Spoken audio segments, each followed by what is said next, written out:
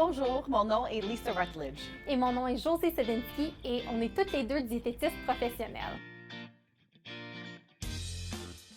Beaucoup de Canadiennes ont plusieurs questions concernant les différents types de sucres, soit les sucres naturels, les sucres artificiels et même le sucre blanc. Parce qu'il y a beaucoup de messages contradictoires dans les médias et dans la recherche scientifique, c'est pas toujours facile de comprendre les faits des mythes. Alors, nous nous sommes tournés vers Google pour bien comprendre vos questions les plus populaires. Et aujourd'hui, on va faire notre mieux pour y répondre. Alors, sans plus tarder, voici nos réponses à vos questions. Le sucre est-il mauvais pour la santé? C'est une très bonne question. Oui. Alors, je pense que c'est important de bien comprendre les sucres.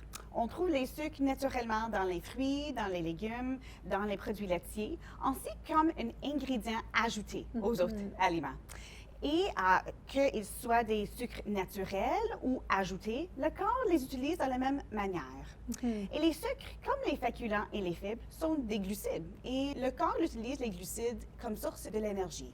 Oui, et puis notre corps a besoin de glucides. Les glucides sont une super bonne source d'énergie, surtout au niveau de l'activité physique, puis pour soutenir le bon fonctionnement de notre cerveau aussi. Donc, c'est important de se souvenir qu'une alimentation qui est saine puis qui est équilibrée, c'est aussi une alimentation qui est agréable, qui contient une variété d'aliments, qui nous donne les vitamines, les nutriments qu'on a besoin pour le bon fonctionnement de notre corps. Donc, consommer trop d'un nutriment, que ce soit des sucres, des glucides, des lipides ou des protéines, peut avoir un impact sur la santé. OK, notre prochaine question. Le sucre est-il addictif? Donc, est-ce qu'il cause une dépendance? C'est curieux parce que la recherche démontre que oui, certains aliments agréables peuvent stimuler la zone de récompense dans le cerveau, mais cela n'indique pas que ces aliments sont addictifs. En fait, il y a très peu de preuves qui démontrent que la dépendance au sucre existe chez les humains. Et parce que quelqu'un a une dent sucrée ou préfère un certain goût, comme le goût sucré, c'est pas la même chose qu'une dépendance.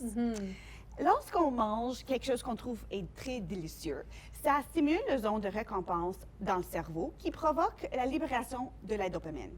Mais en tout cas, tous les événements agréables peuvent causer ce même scénario, ce même processus. Et la réponse naturelle de récompense de la dopamine, ça ne devrait pas être confondu avec une dépendance.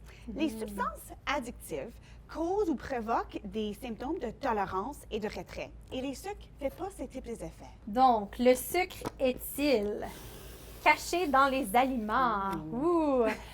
Donc, en fait, c'est quand même très facile de retrouver la quantité et la source des sucres dans les aliments. Donc, si on prend notre tableau de valeurs nutritives et notre liste d'ingrédients va nous donner la source des différents sucres. Donc, que ce soit de la mélasse, de la cassonade ou du sucre blanc. Notre tableau des valeurs nutritives, quant à lui, va nous donner la quantité de sucre et de glucides qu'on retrouve par portion de cet aliment-là. Donc, c'est important aussi de noter que les sucres ajoutés jouent plusieurs rôles qui vont bien au-delà de juste donner aux aliments un goût sucré. Donc, ces fonctions-là peuvent inclure améliorer la texture, la conservation, la fermentation des aliments et la balance des goûts aussi. Donc, par exemple, ajouter juste une petite quantité de sucre aux produits céréaliers entiers peut vraiment aider à masquer le goût amer que ces aliments-là peuvent avoir, ce qui fait en sorte que les gens sont beaucoup plus enclins à les consommer, ce qui est une très bonne nouvelle. Bien sûr. Donc, j'espère qu'on a réussi à répondre à vos questions au sujet du sucre et qu'on vous a fait réfléchir un peu. Merci beaucoup.